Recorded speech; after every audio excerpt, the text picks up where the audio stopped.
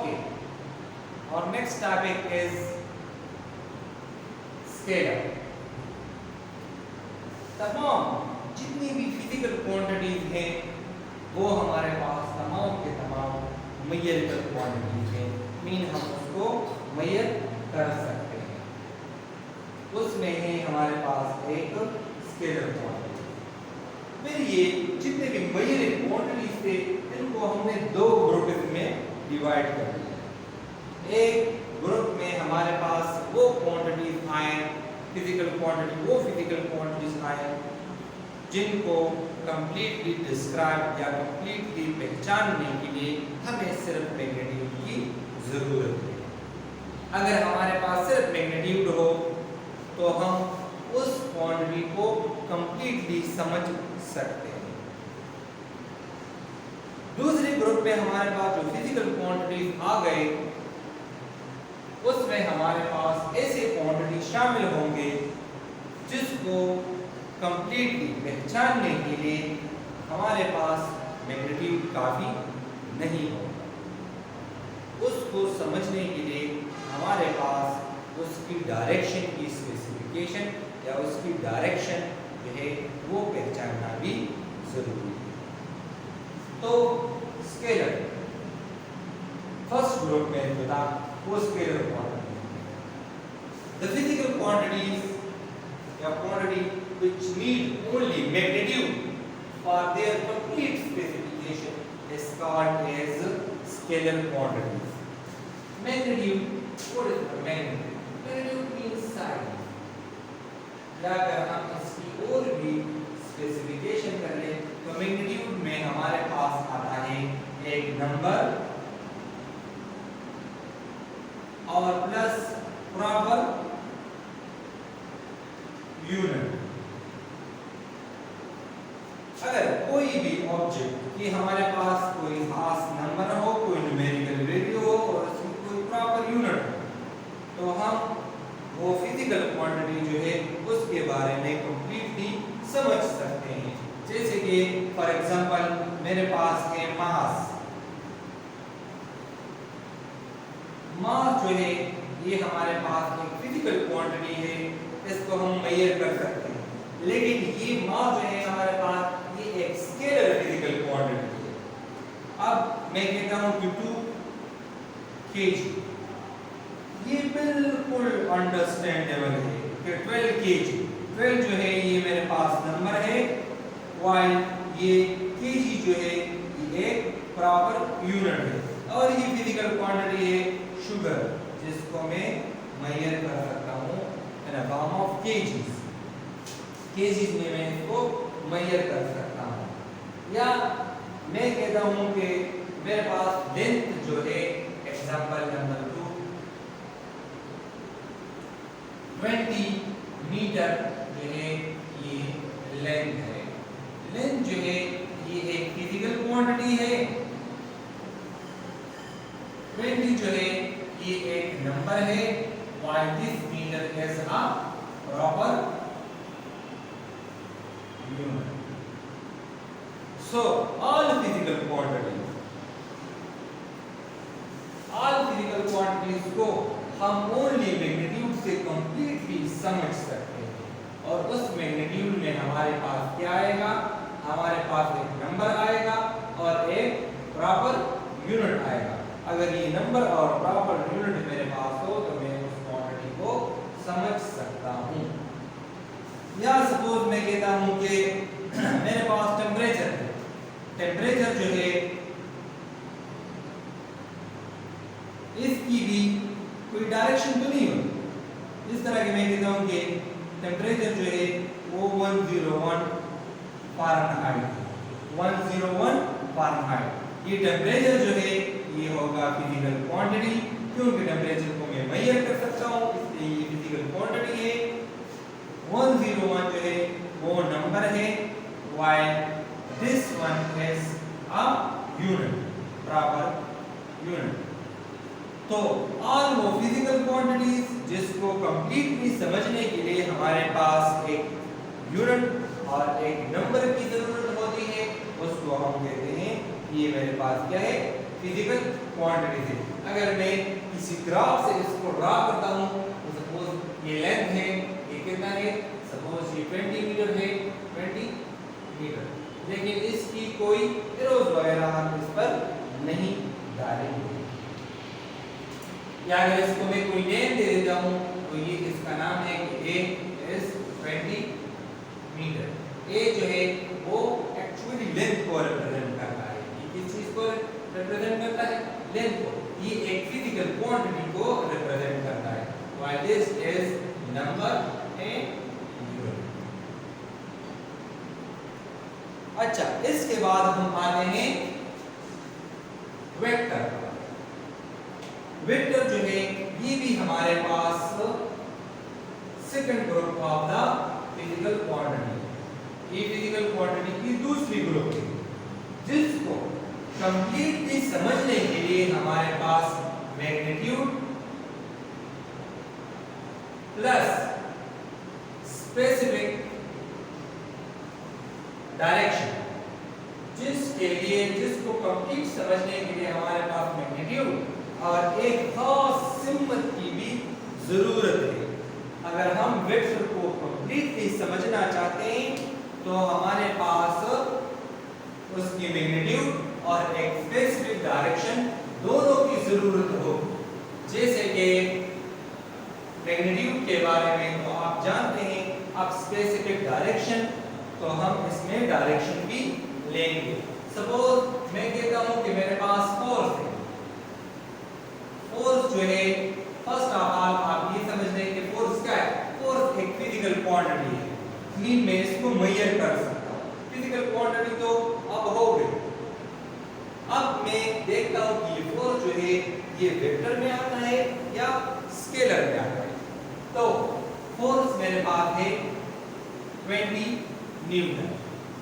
अब अगर मैं एक ऑब्जेक्ट है, ये एक ब्लॉक और इस पर मैं 20 न्यूटन फोर्स अप्लाई करता हूं, 20 न्यूटन फोर्स अप्लाई करता हूं, तो हर किसी के जहन में एक क्वेश्चन अराइज होगा कि मैं ये 20 न्यूटन फोर्स किस डायरेक्शन में इस पर अप्लाई कर सकता हूं या किस डायरेक्शन पर मैं इस फोर्स अप्लाई करता हूं। इसकी 4 डायरेक्शन है।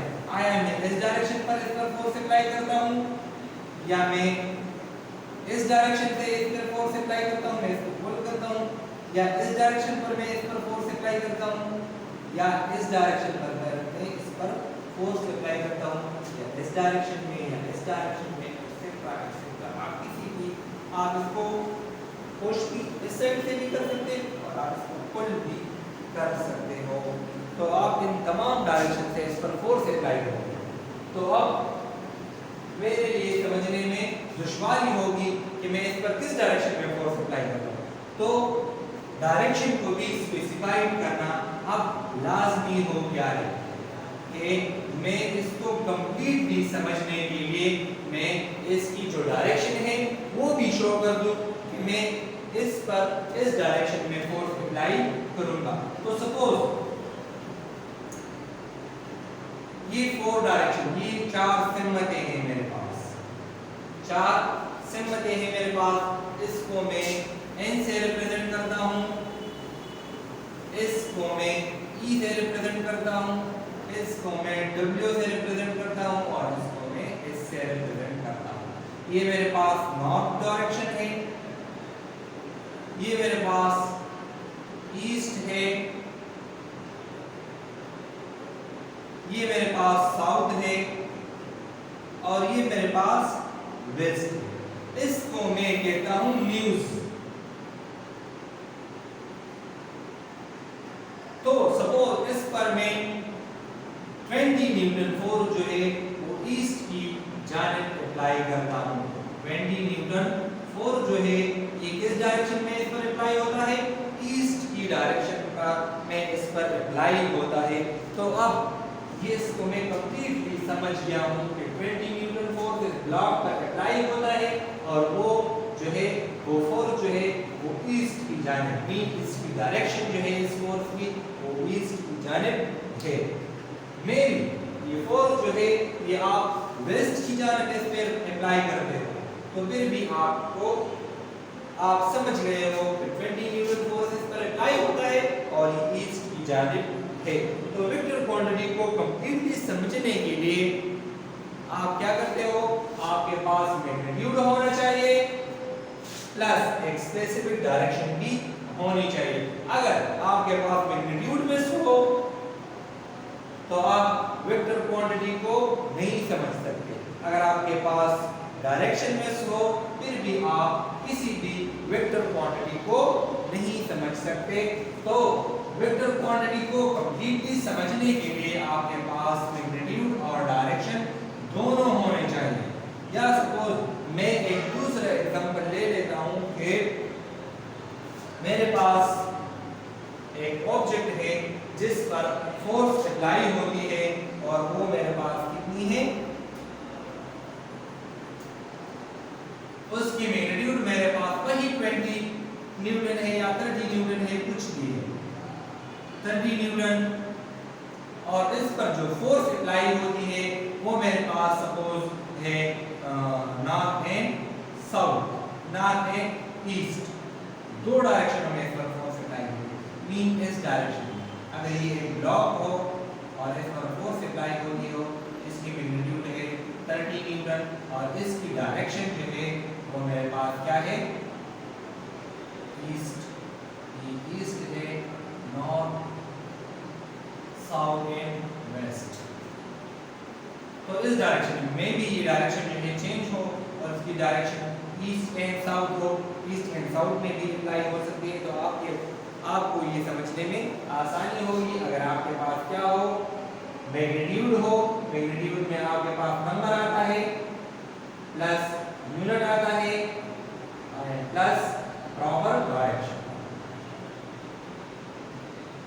Proper direction. अगर ये तीन चीज आपके पास हो तो आप किसी भी वेक्टर क्वांटिटी को समझ सकते हो। अब हम आते हैं कि न्यूज जो है, ये डायरेक्शन, ये हमने इस तरह क्यों लिए है। अगर मैं किसी और स्पेसिफिकेशन से, किसी और तरतीब से इसको ले लूं तो ये सही होगा? नहीं। अगर आप इसको किसी और तरतीब से ले लें तो ये बिल्कुल ही गलत होगा। आप इसको इसी की तरतीब से लेंगे, ये आपके पास नॉर्थ होगा, ये ईस्ट होगा, ये वेस्ट होगा और ये साउथ होगा। अब डियर स्टूडेंट, आप इसको समझ लें कि आप इसको कैसे ड्रा करेंगे। फर्स्ट ऑफ ऑल, अगर आप नोज को देखें तो नोज हमेशा ऊपर की जानिब होती है, तो आप इसको एन से रिप्रेजेंट करें।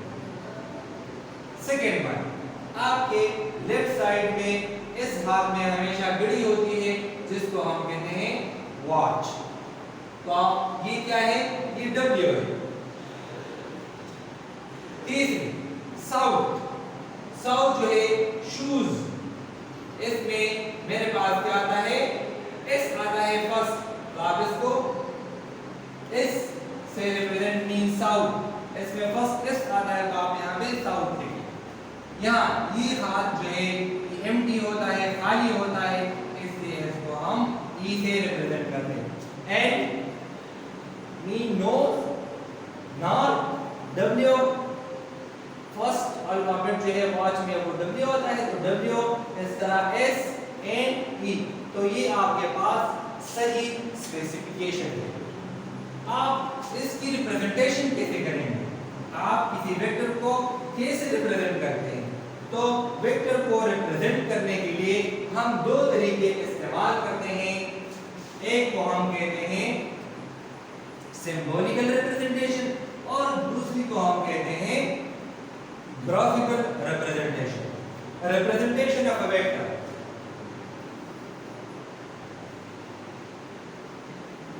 Representation of vector.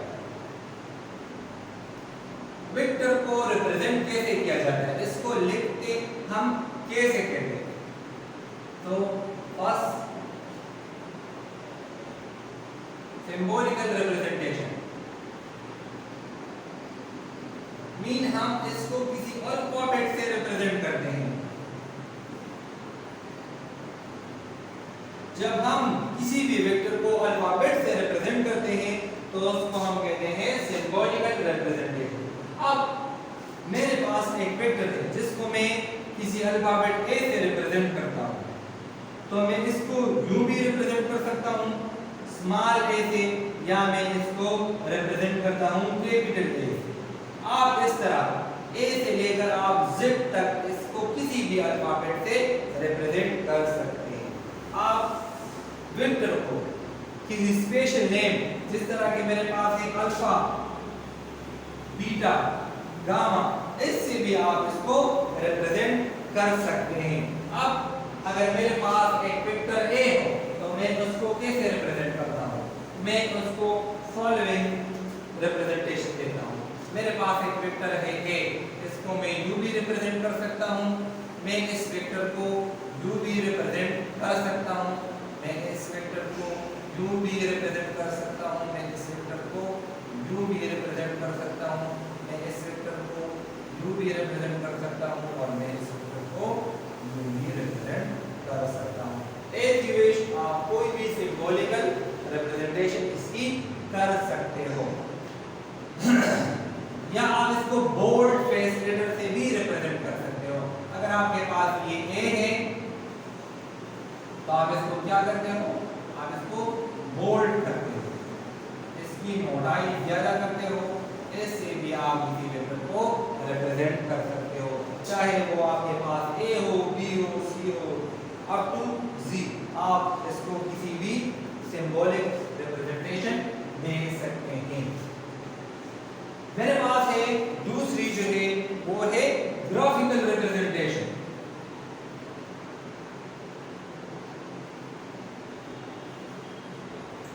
Graphical representation मेरे पास ये जो है वेक्टर ए, ये मेरे पास है suppose 20 Newton toward the east, 20 Newton toward the east,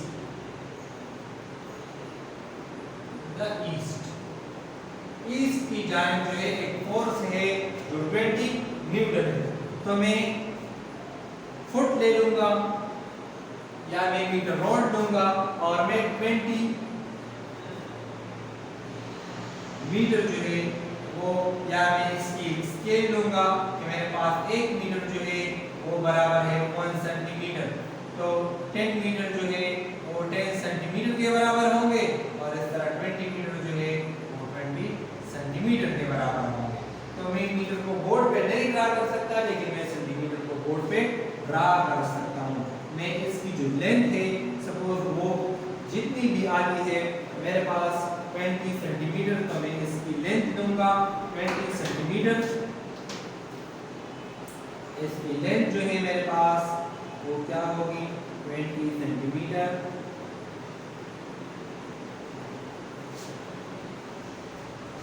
इसकी लेंथ मैग्नीट्यूड यहाँ से यहाँ तक ये कितनी है 20 सेंटीमीटर ही है इसकी मैग्नीट्यूड।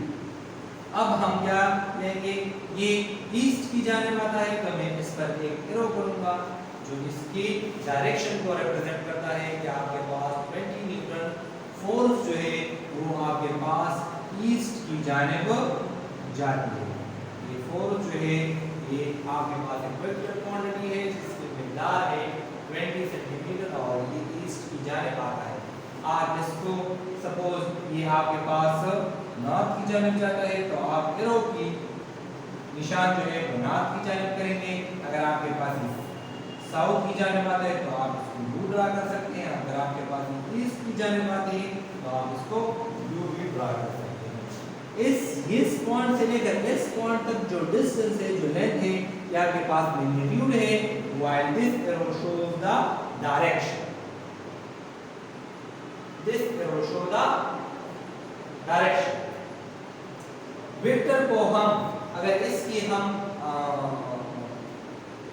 वो अलजेब्रिक में आ जाए तो हम इसके साथ कोई भी स्केलर क्वांटिटी को मल्टीप्लाई कर सकते हैं जो इसकी मैग्नीट्यूड को असरअंदाज करेगा, लेकिन इसकी डायरेक्शन जो है वो सेम वही रहेगी जो इसकी पहले की डायरेक्शन थी। सपोज मेरे पास ये है फोर्स जो है 20 न्यूटन, अगर मैं इसके साथ 2 मल्टीप्लाई कर दूं तो ये होगा कितनी 20 centimeter in the east, while we can say this is 40 centimeter in the east.